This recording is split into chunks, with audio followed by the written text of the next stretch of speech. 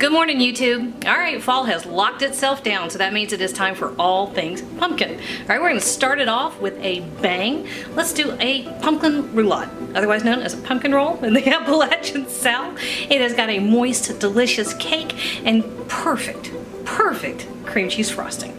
Yeah, you know you want some. All right, let's cook, y'all. We got a family to feed.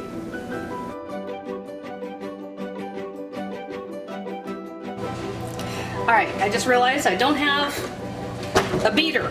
Crap, hang on. All right, works better when you have all the equipment that you need put together. All right, so big mixer, right? And in the bowl of our mixer, we've got 1 cup of granulated sugar and 3 large eggs, okay? And we're just gonna whip this until it's nice and fluffy. You can do them one at a time, it doesn't really matter. This is not, strictly speaking, the creaming method. We are making a sponge. And this is our first step. And I'm gonna let this go for probably 2 or 3 minutes, okay? That's all. Look how nice. That's perfect. Oops. Wrong way. All right, one thing you do want to look for. I paused this a minute ago and scraped down the sides, and you can see, I don't know, can you see? Can you see it looks like there's little bubbles popping? That is little bubbles popping. But a minute ago, it was still undissolved sugar. So run your spatula through. You want to just make sure your sugar's nice and incorporated, everything's all mixed up together. Easy peasy. Okay. Next step. This really just takes no time whatsoever. All right, 3/4 cup of all-purpose flour, and we have some seasonings and some leaveners. So we have 1/2 teaspoon each of baking soda and baking powder. And I don't know if I got just a bit of moisture in my baking powder. It's a little bit clumpy. Let's mash the clumps. Same with my baking soda, just make sure you don't have any clumps. You could sift it if you want to. That's actually a much better practice. Sift it. All right, 1/2 teaspoon of salt. And that's one of the few times I use table salt. The finer grain tends to dissolve better when you're baking. All right, so there's our salt. 1/4 teaspoon of ground cloves. Cloves are a very strong flavor, so I treat them very judiciously. I think it can dominate really quickly if you're not careful. But I do have a whole teaspoon. Nope. Yeah, that was a teaspoon of ground cinnamon. Think pumpkin pie when you're doing, well, you know, any kind of pumpkin. These are the flavors that have collectively come to be known as pumpkin pie. Spice, pumpkin, spice, whatever. Cloves, cinnamon, nutmeg. Nutmeg, yep, nutmeg. I have whole nutmeg, okay? This little tiny bit left. I love fresh nutmeg. So we're gonna be pretty generous. This little tiny bit of nutmeg almost has nothing left. I'm about to start getting my fingertips. I hate to waste anything. So try to get everything out of it that I can. I want at least a good teaspoon of freshly grated nutmeg. Ah, that smells so good. And I think one of the most beautiful things I've seen is the pattern that is inside of whole fresh nutmeg when you start grating it. There goes my dog, chasing the cat. Oh, shoot. Don't do that.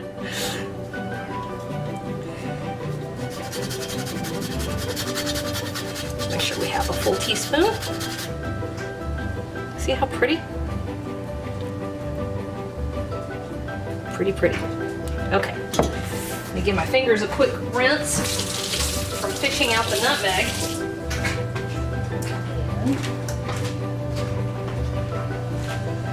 Here we go. All right, our last little bit that we need. I have pumpkin puree, and I had have used fresh pumpkin in the past. If I have it and it's available and I can get my hands on good sugar pie pumpkin, sure, no matter, you know, why not? You roast it off, 2/3 of a cup. Roast it off, and then you've got, you scoop it out and you've got pumpkin puree. It's easy. But canned pumpkin is such a high quality product. It is picked and processed, boom, it's like full, it's got all the nutritional benefits, or more than fresh, because fresh often sits around or is stored for a while. So don't feel bad. If all you have is the canned pumpkin, knock yourself out. I use it all the time. I will say it's easy to keep canned pumpkin in your pantry. I'll often buy it at the Warehouse Club or on sale during the holidays when it goes on sale. And then I've got it whenever. Pumpkin is one of my daughter, Lance, my older girl, it's one of her favorite flavors. Alright.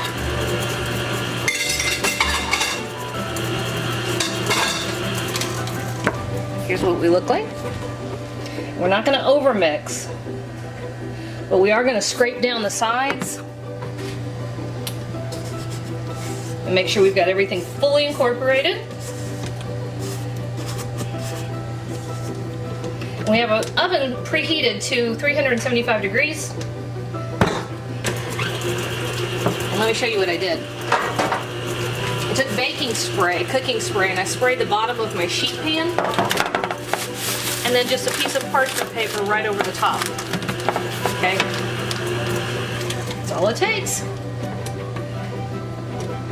Let's get him over here.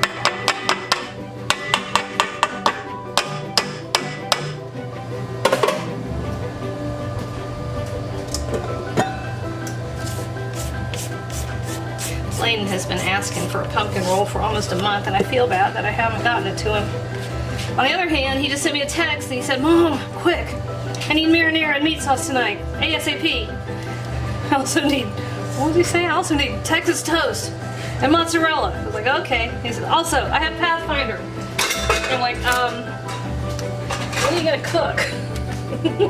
Because what he was really saying is, "Mom, I want you to make marinara and meat sauce." I'm not sure what he's doing.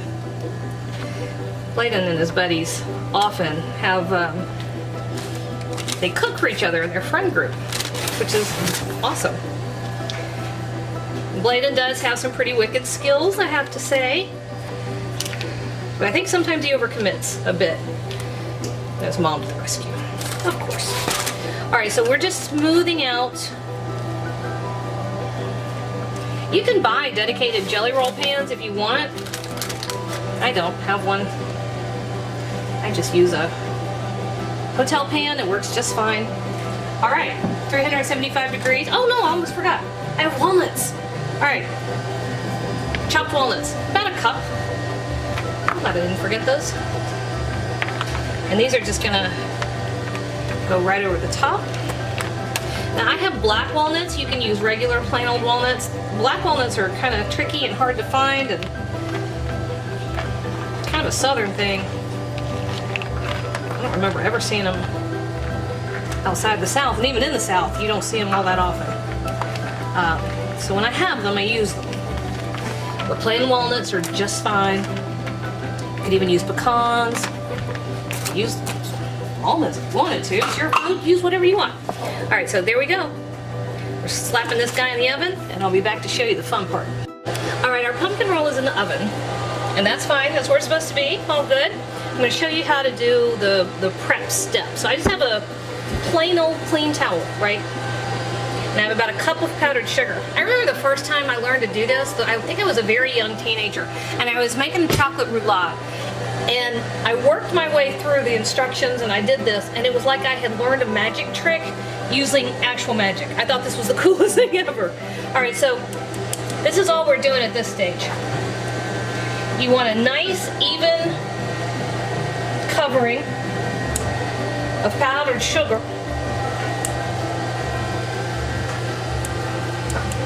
larger than the size of your pumpkin roll proper, okay? So whatever size your pumpkin roll is, and I've got mine in there for about 12 minutes. We're gonna check it at 12 minutes. So you wanna give it a little bit more coverage than you got size of the pumpkin roll, right? So there we go. Not a whole lot to see. It's white sugar on a white towel, but you can see, that's it. All right, we're ready when that buzzer dings. All right, out of the oven, 12 minutes. It's just perfect, okay? So now, we're going right over onto our towel covered with powdered sugar. And all you do at that point is carefully take off your parchment paper. Helps if you don't trap your parchment paper under your cake. Ooh, it's hot. All right, that part's a little bit fiddly, but you want to go ahead and take it off while it's still hot. Couple things. You want to go ahead and roll up your pumpkin roll while it's very warm. I'm going to show you how to do that in a second. It makes frosting and rolling the final deal so much easier. It also helps keep it from splitting or cracking. Oops. All right, now we know that when we go to roll it up, we're just going to roll from that corner. So I love watching food television of different types. I've been watching the Great British Baking Show. Somebody's always making a Swiss roll all the time. All right, so fold up. Here's how you're going to start this. See this long, nice long edge? Fold that up because you're going to fold that onto here, and this is going to help create a little room inside your roll so that you have extra places to put that luscious cream cheese frosting. All right, so anyway, somebody's always making a Swiss roll on that show, aren't they? And they're always worried about it cracking and splitting and all that kind of stuff. Can you see the steam still coming up out of here? If you do this when your cake is very warm, right onto that powdered sugar, you're gonna have another layer of flavor on there, right? But your towel is gonna hold space inside your roll for your frosting, so you have enough room to put the frosting. And because you've rolled it up warm, you're not gonna have near as much of a problem with it splitting, cracking, or breaking, right? Cool trick, huh? All right, now that's got to completely cool. That's the hard part. All right, we're gonna start our frosting because some things just aren't right if there's no frosting, and they're really not right. You don't have cream cheese frosting. All right, this is so easy. All right, so we have most of a stick of butter, 6 tablespoons. Hi, kitty. If you actually just went ahead and put the whole stick in there, oh, nobody would care. What, kitty? Kitties are back in the window. Window's open, the weather is gorgeous, but it drives them crazy. All right, so an 8-ounce package of cream cheese, and I let both of those soften, right? So those sat on the counter and got room temperature. So we're just gonna start by whipping together the cream cheese and butter. All there is to that. So let that go for a minute or two. All right, we let that go for a minute or so. I scraped it down. All it looks like right now. And then we're gonna throw in a couple more things. Homemade frosting, buttercream, or cream cheese frosting is so easy. All right, half a teaspoon of kosher salt, a teaspoon of vanilla. Let that come together. And then we're going to give it 1 cup of powdered sugar.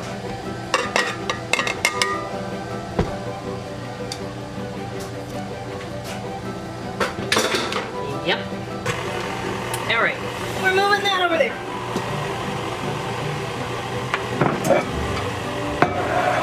Get this ready. So you can feel it. It's cool. And you can also, if gentle, here's the seam.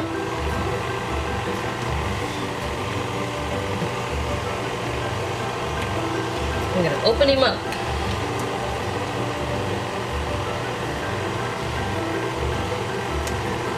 Oh, perfect. Oh, got a strip. Hey, that's our tasting strip.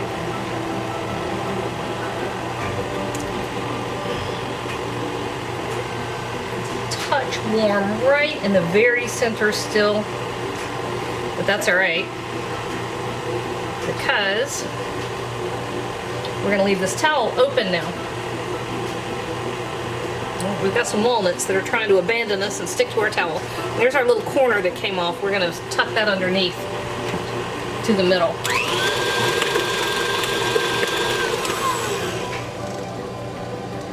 All right, here is our cream cheese frosting. Now you can, and I have, filled rolls of various kinds, roulade, with whipped cream or buttercream frosting. I just love this combo.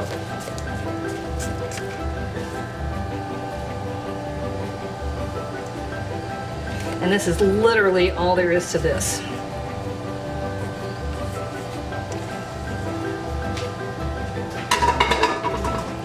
Use as much of your frosting as possible. We're going to spread it out.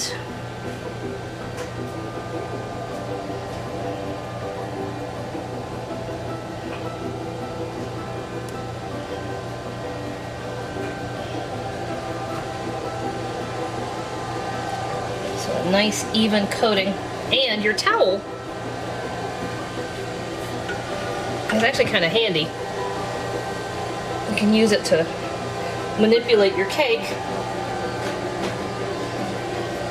Be careful because you'll end up with powdered sugar all over your floor, just like I did. I try not to have the back of my arm pointed at the camera. I have been seeing pumpkin rolls in the grocery store, in the bakery section. And I gotta tell you, they don't look as near as good as what we have. Alrighty, y'all. So now that we've got that frosting on there, Casey,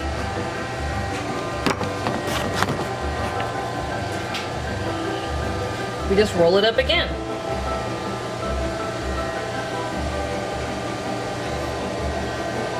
Now, depending on the size of your platter,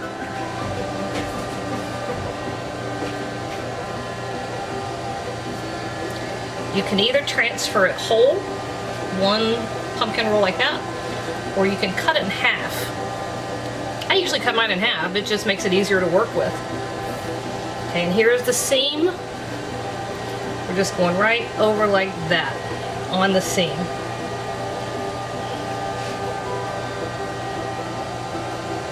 Perfect. All right. I'm looking for my small, there we go. Now, if you want to, you can trim these ends, usually at an angle. Just makes it look nice. Optional.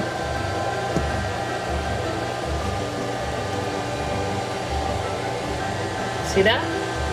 Perfect swirl in the middle. Mary Berry would be proud of me. All right, so we're gonna transfer this over to a platter.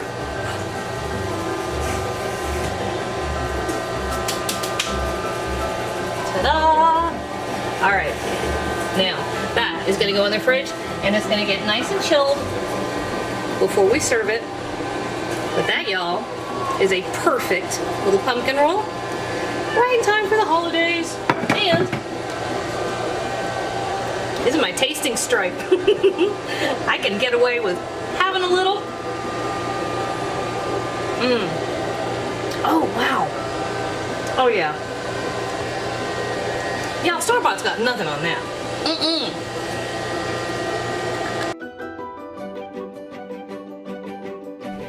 Hey YouTube, thanks for watching, and if you thought that video was helpful, do me a huge favor. Hit like, hit subscribe, hit the little bell so you get a notification whenever I post a new video. And if you have a second, hop on over to Patreon and check out how to support my channel even more.